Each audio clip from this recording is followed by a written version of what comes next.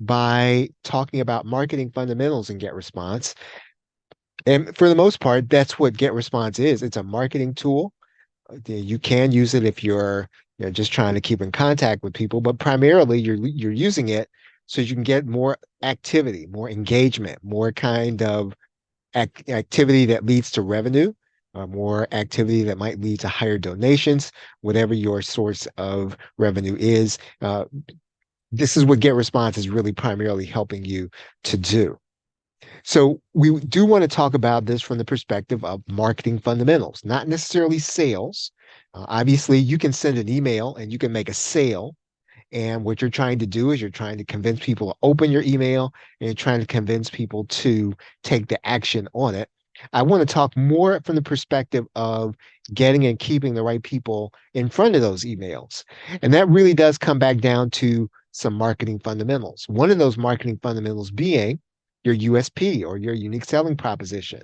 What it is that you do that's special that other people do not do.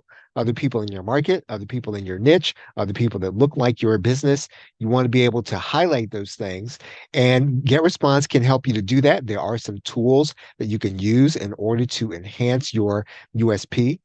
Depending on what plan you get, you can have their website builder. Now, you may not feel like you need a website builder. You may feel like you do that already on something like WordPress, or maybe you have a course platform and you're using a website builder. But again, all of these things are going to overlap as time goes on. Some of the platforms are going to start to do more things so that they can keep you involved with their platform. And I'm guessing that what GetResponse is trying to do is trying to keep from losing customers to platforms like System.io, from platforms like Go High Level, where they're giving people a website builder and services, but they're also kind of taking away some of the email capability that other companies like GetResponse has. So they're going to try to stave some of that off by providing some other services. So GetResponse will give you a website builder that you can use, and obviously you can use that to, enhance your USP or basically make your case. In the same way, there's a landing page creator. It's separate from the website builder. That's probably already been there for a little bit of time. And most of the autoresponder companies now have a landing page creator that you're getting along with whatever it is that you're doing with their email. And so that's an added benefit, an added service that they're giving you. So again, all you're really trying to do is to make sure that you're getting and keeping the right people in front of your emails, in front of your brand, and a landing page can do that, right? And so you can enhance your USP with a landing page, and GetResponse will do that for you. There's some good tools inside of GetResponse for upsells and cross sells. And so let's say that you do automations. We'll take a brief look at automations in this session, but you can follow up on just about any activity if you're willing to set it up. So, if a customer clicks on an email, if a customer does any kind of action inside your GetResponse account, you can follow up with a special message. Anything that the customer is doing, quite frankly, if you're willing to go the next step and you're willing to set up e-commerce tracking, you can actually send the customer emails based on actions they take on your website. And so again, these are all going to be things that you can use in order to follow up and generate more sales when you know somebody has taken an action, and you're able then to send a targeted email based on that action.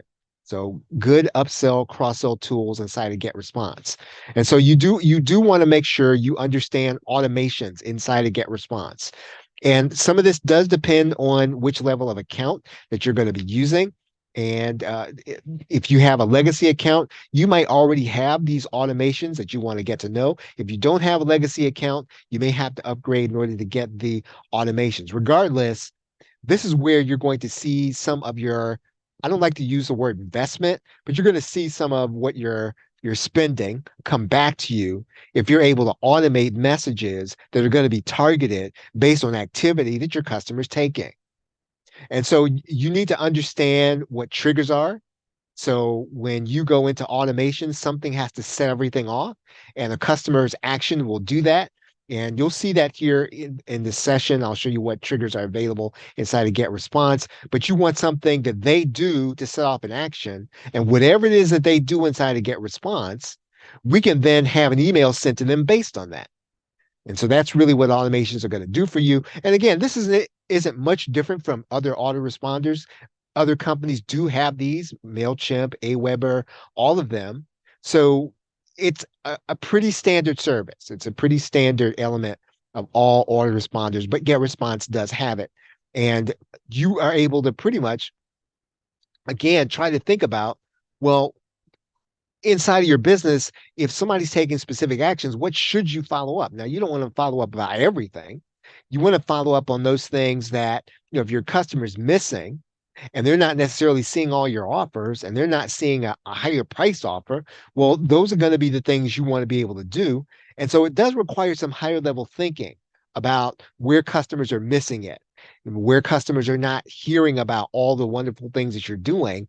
And you can then make sure that you're doing things so that they can see those messages. GetResponse does have an affiliate program. You can set up that affiliate program based on whether or not your customer decides to become a paid customer. And they will give you what is called a bounty.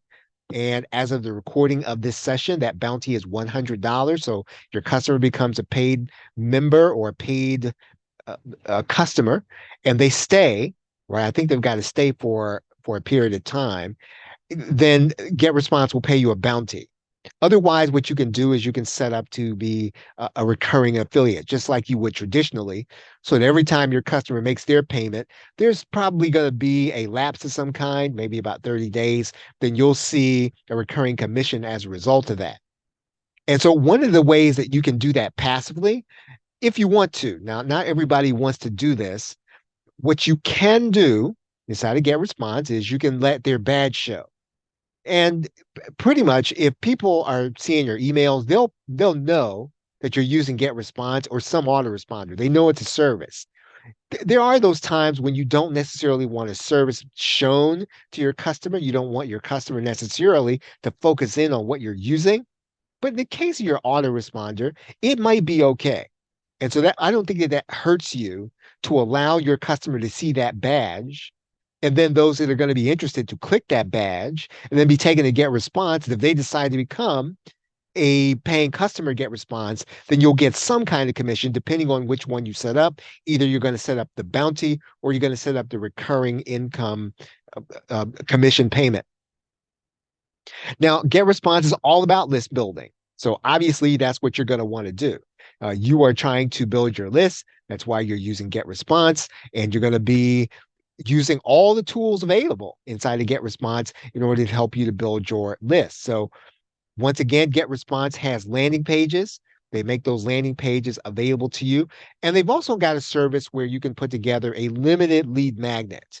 So if you've got something like an ebook, you can store those ebooks there on GetResponse. You can deliver them. And it's not much different than something that you would do if you didn't have GetResponse. I mean, you would have an opt-in and you would deliver your lead magnet through the email.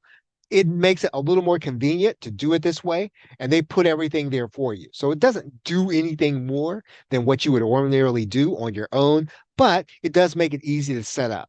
So if you have an ebook and that is what your lead magnet is, you can use GetResponse in order to deliver that lead magnet and build a landing page. So if you're not necessarily designer inclined and you don't know how to go inside of something like Canva and and make things look good, then you might want to use one of their templates. And one of the benefits of being able to use tools like Canva and other things is that we can walk in without a lot of design knowledge and then make something that looks good. However, you still need to have some sense of what looks good. And so when those things happen, then it's a good idea to use a template and don't change anything in the template. You just use it. So GetResponse makes those templates available to you. Now, one thing you want to think about is, well, what platforms am I going to use that might integrate with GetResponse?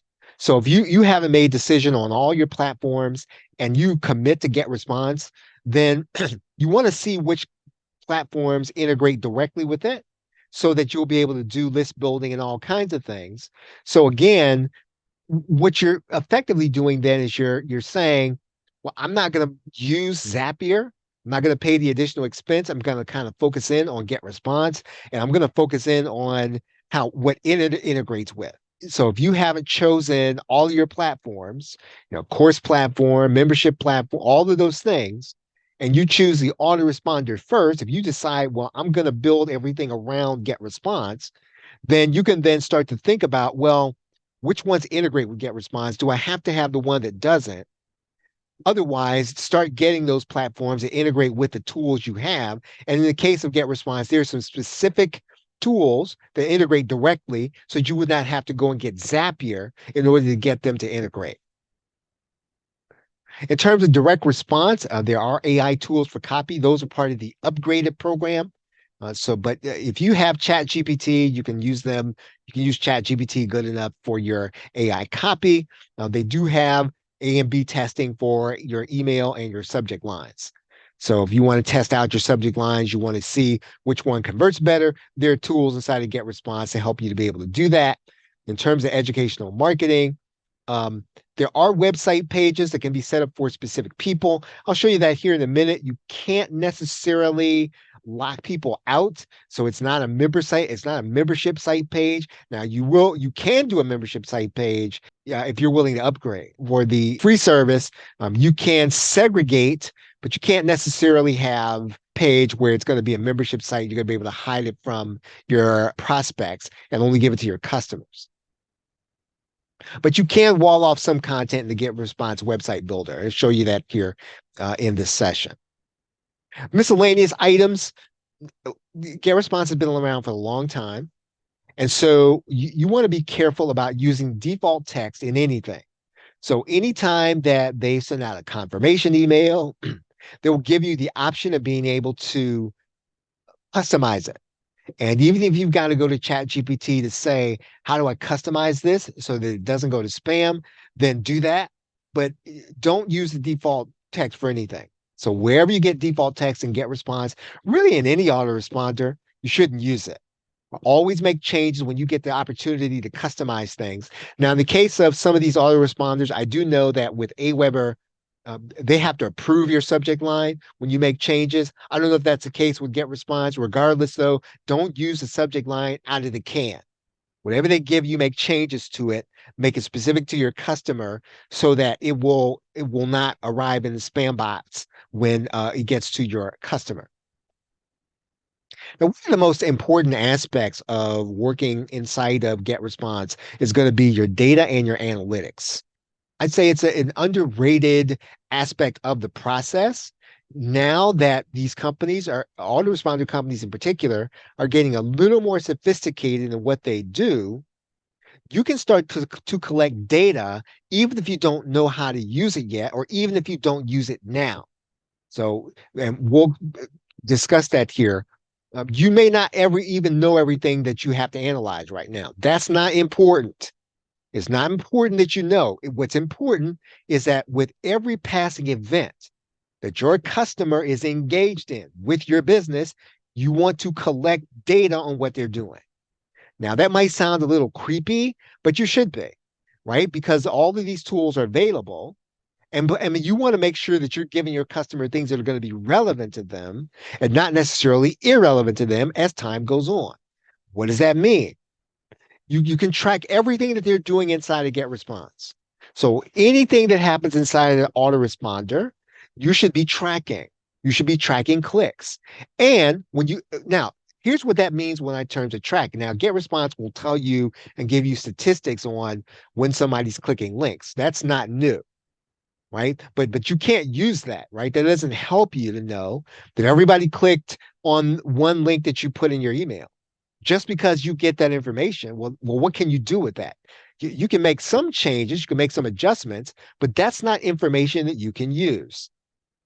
You've got to get good at getting your customers tagged based on what they're doing in your autoresponder, right? Tagging, that is where you have to go with your data. You've got to make sure that, again, if it's happening in your autoresponder, you want to tag it.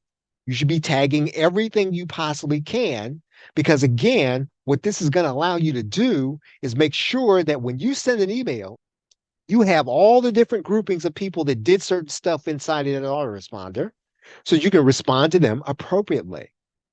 And this is data that you can use, right? If you collect it. Most people don't. Most people do not collect this information. Most people don't think about it. If again, this is we're not talking about big data. We're not talking about spying on people and retargeting people. All those things, sometimes those things can be a little creepy. I understand that. But if it is happening inside of that autoresponder, if it is happening with people interacting with things in your email, you should be making sure that you understand exactly what is going on because that's what those tools are going to be for if you use them. Anytime people enter, exit, they take a process, they collect the data, right? Anytime.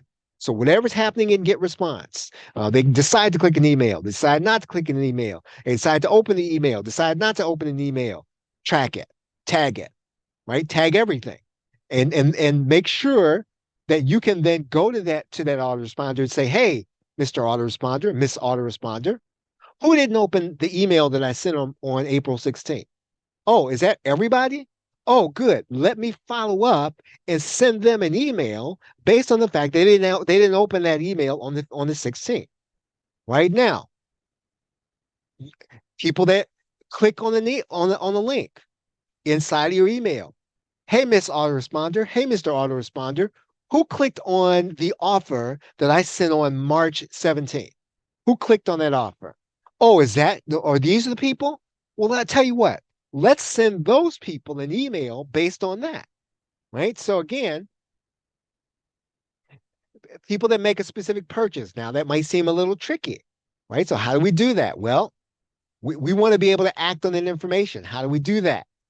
I do want to say this when it comes to sales. Right now, sales are imperfect when you start trying to get data from an autoresponder because obviously you've got to get the person to interact with that email after a sale. And that's an imperfect process, even if you collect the email after the sale. Now that it works to some degree, but there's no rhyme or reason to when it won't work, when the automation is not going to work for that.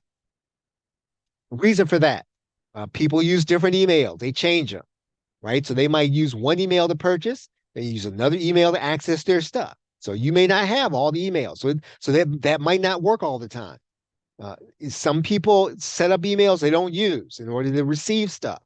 And that might be the email you're sending to. So again, there are all kinds of ways that this is not a perfect process. Don't think that just because you tagged everybody that did a certain thing, okay, well now I've got it perfectly. You don't, right? You can only assume that it's only going to happen up to a certain extent. Now, I will say this: tagging and having the information is better than not having it. So don't let the imperfect, keep you from doing what's necessary because there's still good in tagging. Individual goes from prospect to buyer. You want to try to make sure you tag those individuals that become your customers. Now, definitely, you can tag people at the point of sale, and that does take some integration. So you want to make sure if you're going to commit to an autoresponder, whatever autoresponder that you use, it needs to work with your sales system. And quite frankly, it should work with your sales system without you having to use Zapier.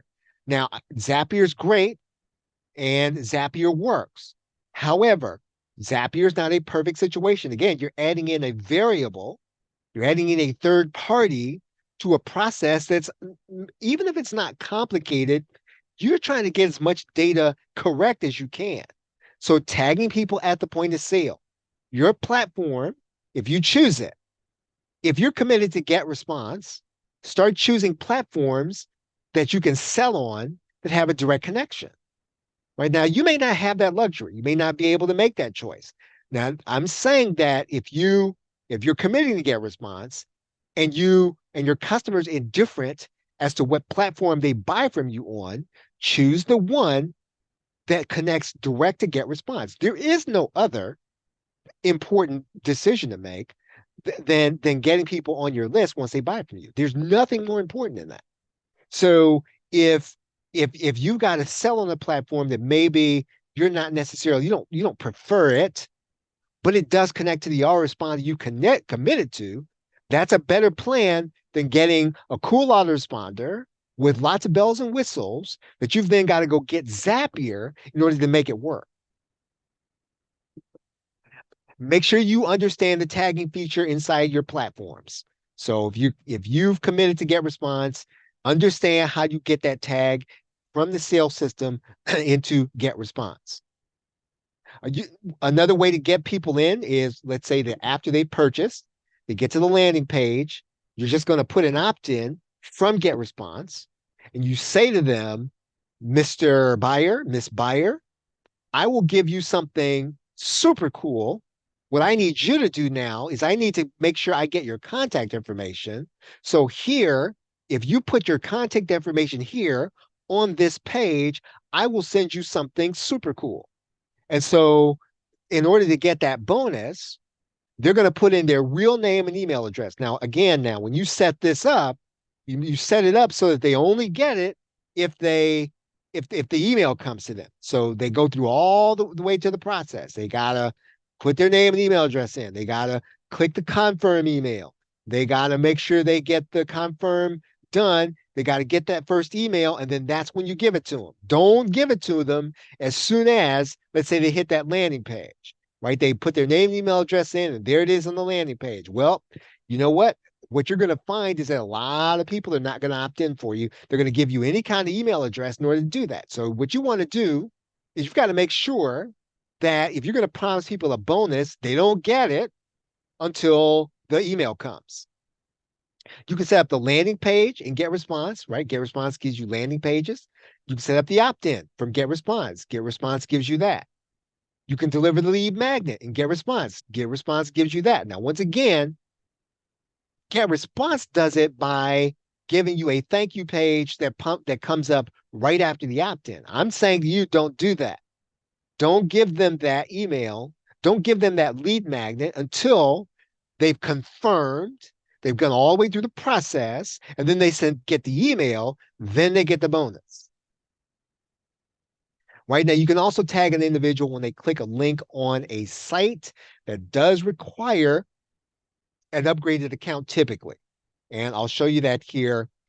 You'll see here that, when an individual subscribes, they click a link. These are the things that will set something in motion, right? So all of these things are things that we can start setting off things, and that we can get an individual into a specific action. That is what a workflow will do for you, right? And as you can see down there, one of the actions is tagged, or one of the triggers is tagged. So we can set off some kind of action based on the fact that someone is tagged specifically. So it's very important that you tag people for every little thing. I do want to talk a little bit about the website builder inside of GetResponse. You you could go down a rabbit trail with this, and I want to show you some of the things that it will do, some of the things that it won't do. Now, you may want to, if you have it as part of your account package, you want to go through it and make sure that it's something that you either don't want to use, that you do want to use. I wouldn't say that it's there to replace something like WordPress, but it's serviceable. But having said all that, there's some things that appear to be promised, but they're not quite working as promised. So let's talk about that here. Now, here I am inside the website builder. And so one thing I can do here is I can click on add a page. You'll see the little mouse button there. Right? So I can create my own specific page. So they're going to give me some pages, but I can then create my own kind of page. And when I do that, one of the pages that they say I can get is called a members only page, right? Pretty cool so far. All right. So if I click on members only, I can make one of those pages a members only page or a member area page. And that's what that page looks like. So, it gives me the opportunity to, create some download links and some just kind of a place a professional looking place for people to come and get stuff. I can do that inside of GetResponse. And I can pretty much customize that page any way that I want to. And one of the other cool things that I can do is I can hide that page from the menu. So basically, I can make that a private page. So the only people that are going to get access to that page are people that know about it, people that I tell about it. So I can make it so that I can create a page inside of the GetResponse website builder. I can hide that page from the menu. So the only way you know about it is if I gave you the URL, if you were my customer in this case. And so you can go into the page settings and you're going to make that a members only page, right? And so you see what GetResponse says is you can share the content now on this page with registered users only. All right. That is the way you would operate this specific page. So now if I click on the registration page, and you're going to see my mouse hand down there on the right side. So I click on that registration page that they gave me. So if I go to the registration page settings, right? If I go to the registration page settings, I've got to make this content so that everybody's got to view it. So in other words, what I cannot do is I can't limit access to the registration page. So basically, I can limit access to people. I can limit people from seeing the members only page. I can't limit people from seeing the registration page, which you would think is a little weird. So what I did was I went to create a blank page. So I thought, okay, well, you know what? I'll just do this. I'll create a blank page and I'll just add the login registration page here myself, right? So if I know how to hide this from the menu, I can just create that page myself. However, quite interestingly, the only way you can do that is you got to have an upgraded plan. So the only thing that I can think of is that this is part of a future use. I do know that they're planning a a content marketing portion of their site. Once again, all of these platforms, they're looking to try to keep from losing members to platforms that offer services in their area. So they're trying to offer things that a course platform would ordinarily do. They're trying to offer things that maybe something like a system.io or high level offers so that you don't leave them as an autoresponder because you're getting these other things. They want to make sure they're offering these other things too. However, I think they're still figuring out exactly how to give it to you without giving it away. And so in this case, you're going to have a higher plan in order to do it, depending on which plan that you start with. Now, as a recording of this session, you'll see here that websites and landing pages are in the email marketing plan. So I do want to give a disclaimer to this, right? So in looking at this, one of the things that I know that is a bit of a limitation is that I have what's called a legacy plan. And that's because I've been with GetResponse for a long time right now. So if you have a GetResponse account and you've been with them for a long time, it could be that what they're trying to do, and I know they have been talking about this, they're trying to push you into some of their newer plans. And I've just chosen not to do that right now. So even though you can probably get all the features at the lowest level plan, if you opt into their newer plan, it could be possible that you could be one of these individuals that has a legacy plan. And there are those individuals that are available out there who would need to upgrade in order to get into a plan that would consider to be one of their modern plans, right? So if I look at the upgrade screen, just as off the top of my head, what they're saying is that I would need to upgrade to get the website builder. Now I have a limited version of the website builder. I have a limited version of the automation workflows. I don't have access to webinars. So even though I do not have any of these plans, I have a legacy plan, I do have automations, I do have email scheduling, I do have all the things that are on those particular plans. Okay, any questions? Are there any questions? Let me see if we have questions. Question is, can you have two businesses on their plans? You could run two businesses, but you're going to have to you can run multiple lists. So you would have to be the one to kind of keep them straight. So if you decide I'm going to do business A, and it's gonna have its own list, and I'm gonna have business B, it's gonna have its own list, and I want to create a landing page for one and a landing page for the other. Yes, that is possible. Yeah, and high level does do automation and email marketing. Yes, they do. Right. So I think that, like I said, all these platforms are trying to keep from losing customers their specific thing because GetResponse for a long time has been email. Now, here's what I'm going to say about GetResponse and Aweber and Mailchimp. Now, this could be the case with others, right? But when Google has a conference for their people, their text to be, I know they're there. I know they're focused on email, and they're trying to know exactly what's coming down the pipe. Now, that could be the case with some of these newer platforms. I don't know that, but I do know that these companies that focus on email, they go to those things. So they're not they may have instances where they're caught flat-footed or they're going to have hiccups and stuff's not going to work sometimes.